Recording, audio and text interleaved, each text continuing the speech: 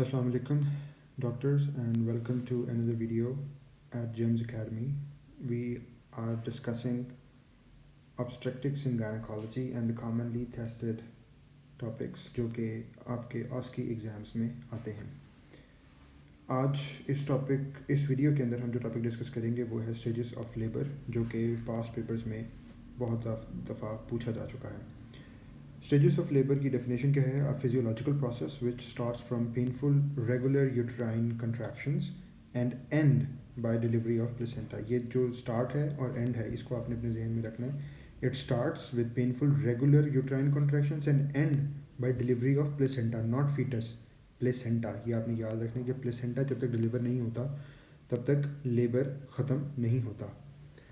So eight 9 months of pregnancy, uterus wall stretched stimulate pituitary to release oxytocin and results in uterine contraction. Pituitary से oxytocin release होता है जो कि क्या करवाता है? यूट्राइन कॉन्ट्रैक्शन करवाता है. स्टेजेस ऑफ लेबर जो है हमारे पास, फर्स्ट स्टेज है जी सर्वाइकल डायलेशन, जिसमें हमारी जो सर्विक्स है उसकी डायलेशन होगी.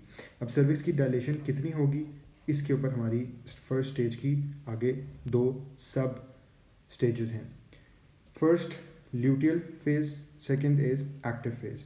ल्यूटियल फेज में क्या होता है? 0 to 4 सेंटीमीटर डायलेशन होती है, तो ये ल्यूटियल फेज कहलाता है. और अगर 4 to 10 सेंटीमीटर की डायलेशन हो जाए तो फिर ये क्या कहलाएगा? Active phase. जब 10 सेंटीमीटर तक डायलेशन हो जाएगी सर्विक्स की तो फिर वो एक्टिव फेज में चला जाएगा. अच्छा, इसके अंदर 2-3 कॉम्प्लिकेशंस हमने याद रखनी है. एक, अगर तो ल्यूटियल फेज के अंदर प्रोलॉन्ग हो जाए तो फिर हम क्या करते हैं? हम पोजीशन चेंज करते हैं पेशेंट की और पेशेंट को हाइड्रेट करते हैं. इससे क्या होता है कि जो हमारी स्टेज ल्यूटियल फेज होता है, जो लेटेंट स्टेज होती है, उसके अंदर थोड़ी सी इम्प्रूवमेंट आ जाती है और थोड़ा प्रोसेस स्पीड अप हो जाता है और लेस पेनफुल हो जाता है.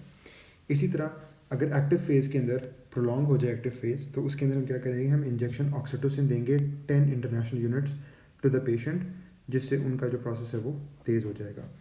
एक और चीज़ जो आपने स्टेज 1 के हिसाब से याद रखनी है वो ये आपने याद रखनी है कि स्टेज 1 क्या होती है? Starts from uterine contraction and ends at the beginning of foetus delivery. ठीक है, फीटस की डिलीवरी से पहले ये ख़त्म होती है. और स्टार्ट कब होती है? जब यूट्राइन कॉन्ट्रैक्शन स्टार्ट होती है. प्राइमरी ग्रेविडा जो फर्स्ट टाइम प्रेग्नेंट हुई होती हैं, उनके अंदर it this stage 1 can go up to 13 hours. ठीक है जी, 13 आवर्स तक जा सकती है. और मल्टी ग्रेविडा के अंदर ये शॉर्ट हो जाती है, उसके अंदर 8 आवर्स तक लॉन्ग कर सकती है.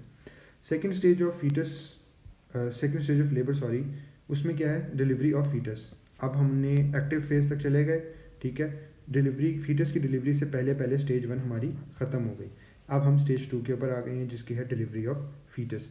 तो start of from delivery of foetus and end by delivering of placenta, from full dilation to deliver of a baby. ये बेसिकली शॉर्ट इसकी डेफिनेशन है कि डायलेशन 10 सेंटीमीटर फुल डायलेशन हो गई, उधर से लेके डिलीवरी ऑफ बेबी तक की क्या है? सेकंड हमारी स्टेज है लेबर की. इसमें भी प्राइमरी ग्रेविडा के अंदर 2 आवर्स, मल्टी ग्रेविडा के अंदर 1 आवर. सो जिस तरह pregnancy, number of pregnancies increase करती जाती हैं, उस तरह लेबर और उसकी स्टेजेस ईजी होती जाती हैं और शॉर्ट होती जाती हैं. इसमें होगा क्या कि इस स्टेज के अंदर अगर सेकंड स्टेज प्रोलॉन्ग कर जाती है, जिस तरह हमने स्टेज 1 में पढ़ा था प्रोलॉन्गेशन, अगर सेकंड स्टेज प्रोलॉन्ग कर जाती है तो हम क्या करते हैं? वैक्यूम्स और फोर्सिव डिलीवरी की तरफ चले जाते हैं. ठीक है जी. Third stage of delivery, third stage हमारी क्या है लेबर की? Delivery of placenta. सो सबसे पहले हमारे पास क्या हुई? Number 1 cervical dilation. ठीक है, डायलेशन.